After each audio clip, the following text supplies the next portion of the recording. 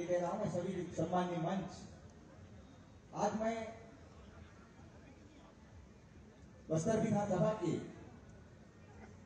सभी मतदाताओं और भारतीय जनता पार्टी के सभी कार्यकर्ताओं से मैं निवेदन करना चाहूंगा कि मैं आप लोगों के बीच में प्रदेश और राष्ट्रीय नेतृत्व के द्वारा मुझे बस्तर विधानसभा का प्रत्याशी घोषित की गई थी। इसमें मैं सबसे पहले सूची में मैं बस्तर विधानसभा में प्रत्याशी बना हूं और मैं प्रत्याशी के रूप में सभी क्षेत्र में और सभी ग्राम पंचायत और बूथ में जाने का काम किया और आप लोगों से हर बूथ में और हर मंडल में जाकर आप लोगों से आशीर्वाद देने का प्रयास किया हूं और मैं सभी मतदाताओं भाइयों से मैंने निवेदन करना चाहूंगा कि एक बार बस्तर विधानसभा की आप लोगों के माध्यम से और बाबा आदित्यनाथ जी के इस आगमन से ऐसा लगता है कि हम बस्तर विधानसभा में इस बार बहुत ही इस विधानसभा इस बार जीत कर आ रहे हैं। मैं ज्यादा न बोलते हुए मैं अपने सभी मतदाता और कार्यकर्ताओं से मैं बार बार निवेदन करता हूं, प्रार्थना करता हूं और यही बोल के मैं अपना बातों को विराम दूंगा। जय हिंद, जय भारत, जय छत्तीसगढ़। भारत माता की।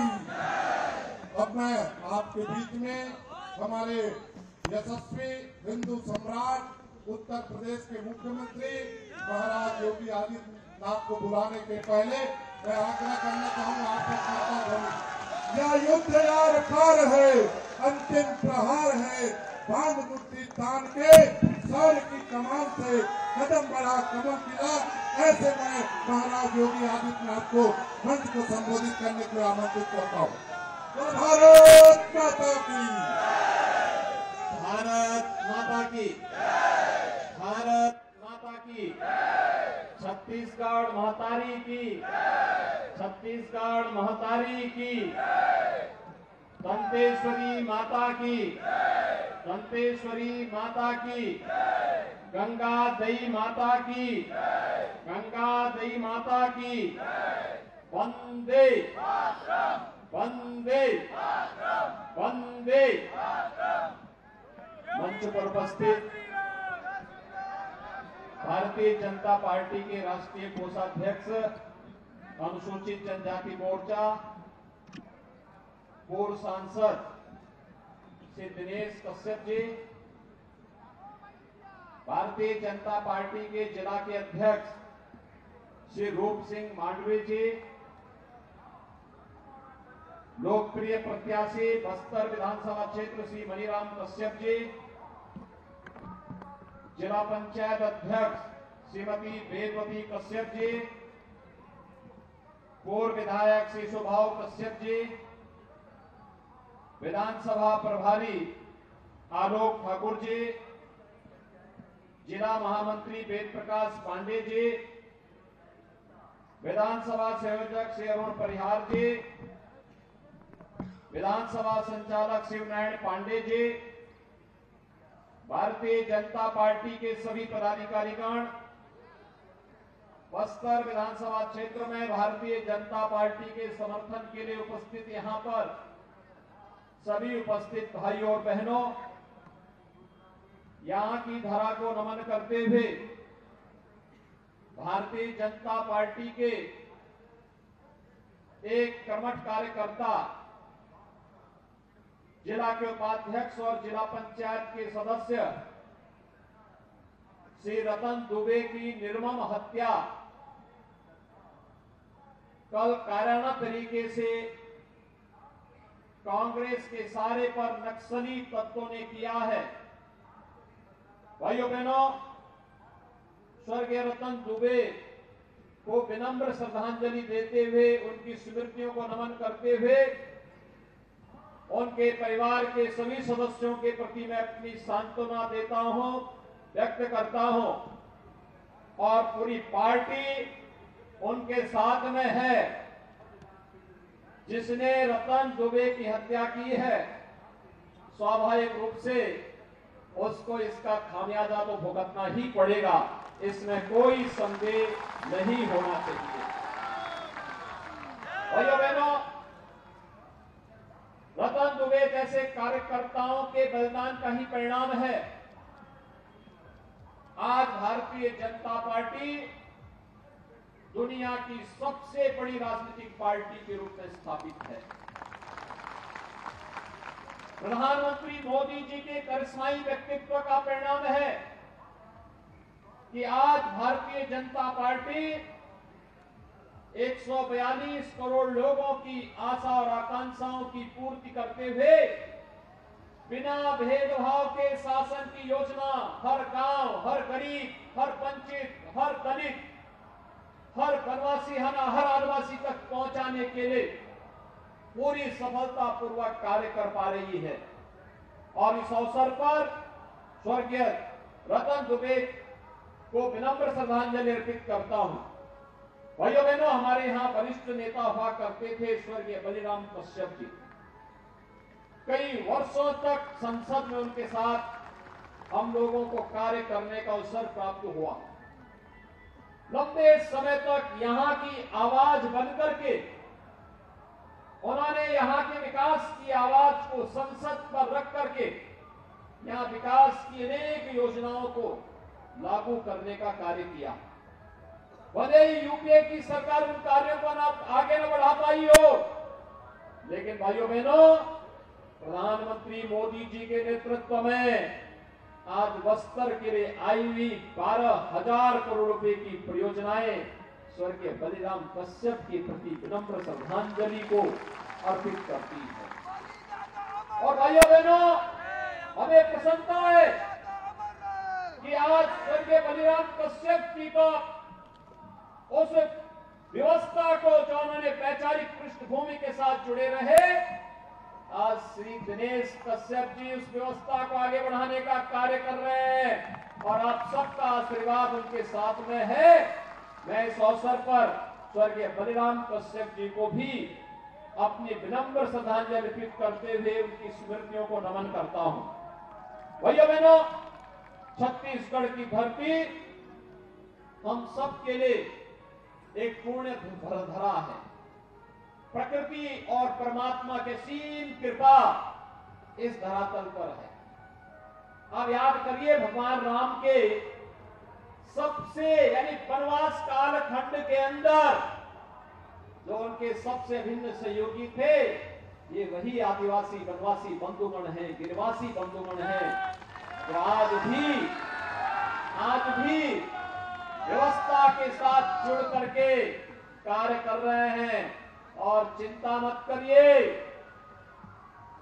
ये सब सेना भगवान राम के साथ हजारों वर्ष पहले भी देश के लिए लड़ा था और आज फिर हम लोग मजबूती के साथ इस बात को कह सकते हैं कि इन्हीं बंधुओं की मदद से नक्सलवाद का भी खात्मा होगा और इन्हीं बंधुओं के बल पर धर्मांतरण की अनैतिक और वैध गतिविधियों को पूरी तरह लगाम लगाने का काम भी भारतीय जनता पार्टी की डबल इंजन की सरकार आने वाले समय में करेगी। भाइयों बहनों, छत्तीसगढ़ का अपना महत्व है। प्रकृति और परमात्मा की इतनी असीम कृपा है इस धरती पर। भगवान राम को भी अपने वनवास कालखंड की भूमि के रूप में इस धरती को चुनना पड़ा था। याद करिए, यहीं पे आकर के उन्होंने अपने पूरे वनवास कालखंड को व्यतीत किया था, इन्हीं बंधुओं के बीच में व्यतीत किया था। और कारण था यहाँ की प्राकृतिक सुंदरता और कारण था माता कौशल्या, जो भगवान राम की मां थी, उनका मायका भी तो छत्तीसगढ़ी है। याद करिए, आपको सरकार चुनने का सौभाग्य कब प्राप्त हो रहा है? जब अयोध्या में 500 वर्षों के बाद भगवान राम के भव्य मंदिर के निर्माण का कार्य पूरा होने जा रहा है। तो खुशी तो आपको भी होगी ना। और भाइयों बहनों, इसीलिए हम लोग आए हैं। मनीराम कश्यप यहां से चुनाव जीत करके जाएंगे, छत्तीसगढ़ में सरकार बनेगी तो अयोध्या धाम का दर्शन कराने के लिए यहाँ के बंधुओं को भी लेकर के आएंगे।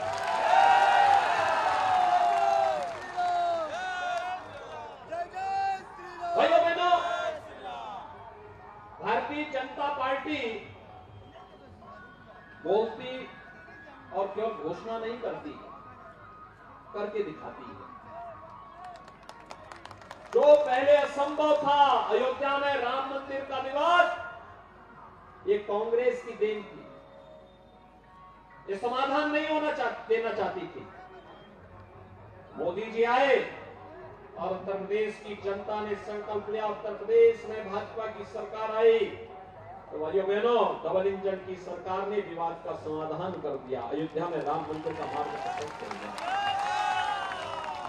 भाइयों बहनों, ऐसे ही गरीब के लिए मकान नहीं, यह काम मोदी जी ने देश के अंदर 4 करोड़ गरीबों के लिए मकान दिए, लेकिन पिछले 5 वर्ष में 16 लाख मकान छत्तीसगढ़ के गरीबों के लिए दिए थे। लेकिन भाइयों बहनों, भूपेश बघेल की सरकार, कांग्रेस की सरकार ने यह पैसा भी बंदरबांट कर दिया। यह पैसा यहाँ के गरीबों के उत्थान के लिए था, उनके सिर को ढकने के लिए था। प्रधानमंत्री जी ने जो पैसा भेजा था, क्या उससे मकान मिला क्या यहाँ के गरीबों को? क्या यहाँ गरीबों को मकान मिला? नहीं मिला। लेकिन भाजपा को आने दीजिए, भाजपा मकान देगी। 18 लाख गरीबों को प्रधानमंत्री आवास योजना फिर से उपलब्ध करवाने का वायदा लोक कल्याण संकल्प पत्र में परसों माननीय गृह मंत्री जी ने, डॉक्टर रमन सिंह जी ने परसों घोषणा कर दी है। ये 18 लाख गरीब लखपति बनेंगे। याद रखना, यह काम केवल भाजपा ही कर पाएगी। भाइयों बहनों, हर घर नल योजना से घर घर जल मिला। मोदी जी ने पैसा दिया था। उत्तर प्रदेश में हम लोगों ने 150 लाख यानी 1.5 करोड़ परिवारों को हर घर नल दे दिया। हर परिवार में आरओ का पानी पहुंचा दिया। शुद्ध पानी का मतलब बीमारी का समाधान हो जाना, पूरी तरह समाधान हो जाना। और उस बीमारी को पूरी तरह मुक्त करने के लिए, व्यक्ति स्वस्थ रह सके, इसके लिए यह कार्य मोदी जी ने पूरे देश में लागू किया। छत्तीसगढ़ में ये पैसा भी बंदरबांट हो गया। हर घर नल योजना मिली क्या? नहीं मिली। यहां पर किसी भी योजना को प्रभावी ढंग से छत्तीसगढ़ में कांग्रेस की सरकार ने लागू ही नहीं होने दिया है। और इसीलिए यहां का गरीब बेबस एक ही प्रश्न पूछता है और पूछ रहा है, हमन लोग को नहीं मिलिस, आप लोग मिलिस का? यही तो प्रश्न पूछता है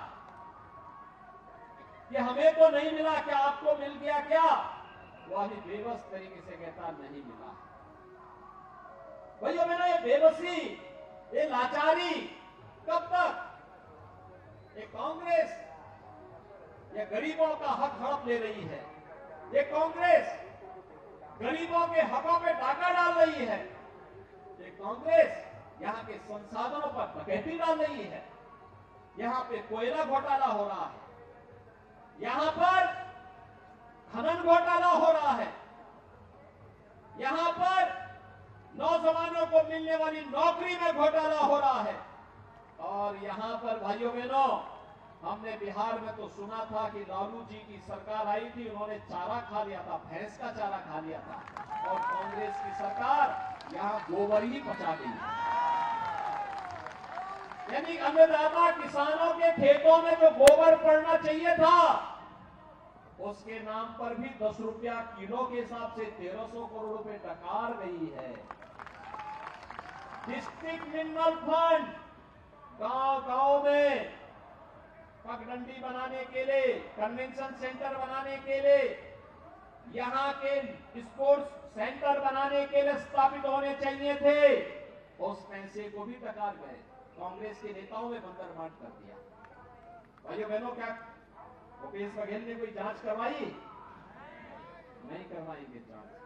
हम आएंगे, हम जांच करवाएंगे, भाजपा जांच करवाएगी, दोषियों को जेल भेजेगी और ऐसी सजा करेगी जैसे उत्तर प्रदेश में देखते होंगे ना माफिया के खिलाफ क्या होता है।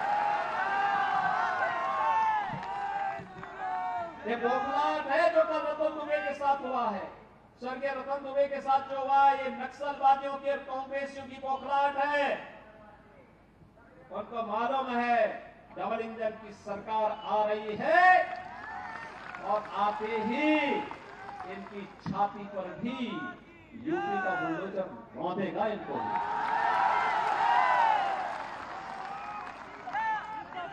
भाइयों बहनों, मैं आप सबसे यही कहने के लिए आज आया हूं। यहां पे मैं कल गया था एक कार्यक्रम में, हमारा एक कार्यकर्ता ईश्वर साहू चुनाव लड़ रहे हैं, उनके पुत्र भुवनेश्वर साहू की हत्या इसलिए कर दी थी, उस नौजवान ने अपने गांव में लव जिहाद के माध्यम से एक बालिका को झूठे प्रलोभन दे करके, धोखा दे करके जबरन उसको मुसलमान बनाने का कुत्सित प्रयास किया गया। और उस बालिका ने जब इसका विरोध किया, कंप्लेंट की, कोई सुनवाई नहीं हुई और उस बालिका का समर्थन कर रहे थे भुवनेश्वर साहू की उन्हीं के गांव में कांग्रेस के नेताओं की सौ पर निर्मम हत्या कर दी गई। ये लव जिहाद के नाम से भाजपा के कार्यकर्ताओं की हत्या करेंगे, ये स्वीकार्य नहीं हो सकता। एक गरीब की हत्या करेंगे, स्वीकार्य नहीं हो सकता। एक आदिवासी, एक वनवासी, एक पिछड़े जाति के नौजवान की हत्या करेंगे, ये स्वीकार्य नहीं हो सकता है। धर्मांतरण के नाम पर जिस प्रकार के राजक गतिविधियों को ये सरकार प्रश्रय दे रही है, ये स्वीकार नहीं किया जाना चाहिए। भाइयों बहनों, यह आपको राम की विरासत से दूर करने का प्रयास हो रहा है। यह आपको माता दंतेश्वरी की विरासत से, यह आपको गंगा देवी माता की विरासत से दूर करने का प्रयास हो रहा है, आपके पूर्वजों की परंपरा से दूर करने का प्रयास हो रहा है। और इसलिए इस साजिश को पूरी तरह बेनकाब करने के लिए हम सबको अब मिलकर के कार्य करना होगा।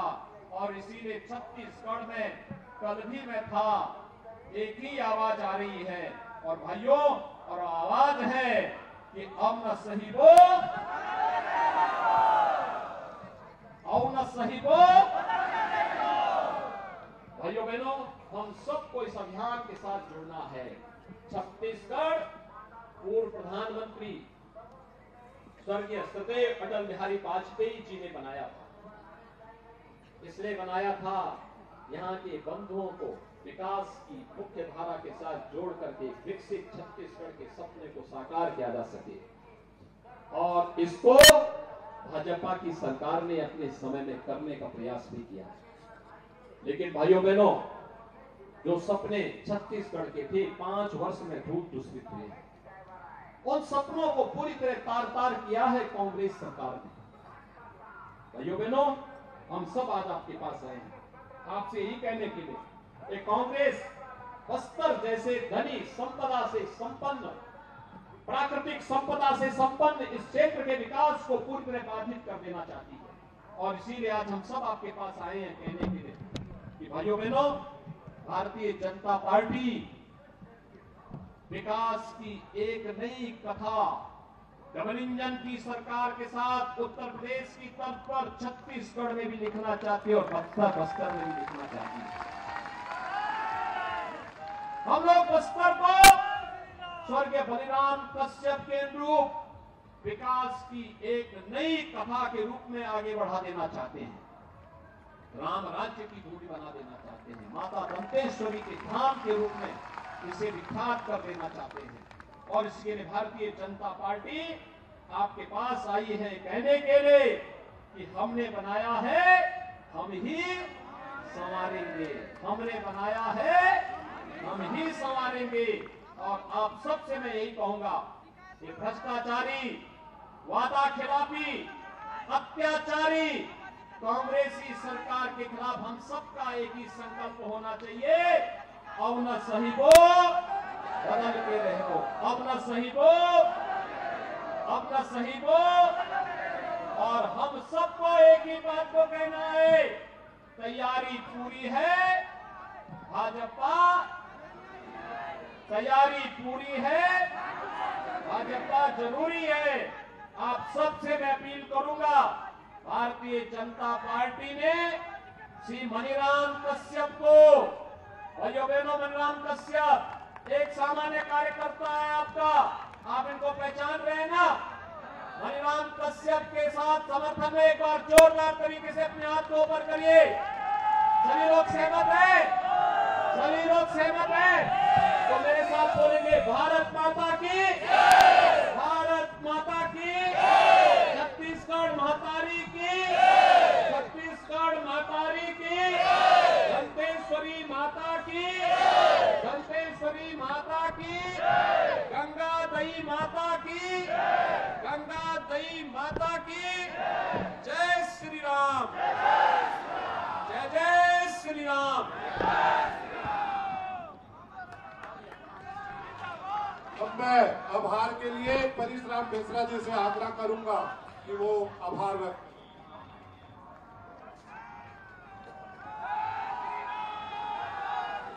मैं बस्तर विधानसभा क्षेत्र के सभी कार्यकर्ताओं को बधाई देता हूं कि हमारे बस्तर विधानसभा क्षेत्र में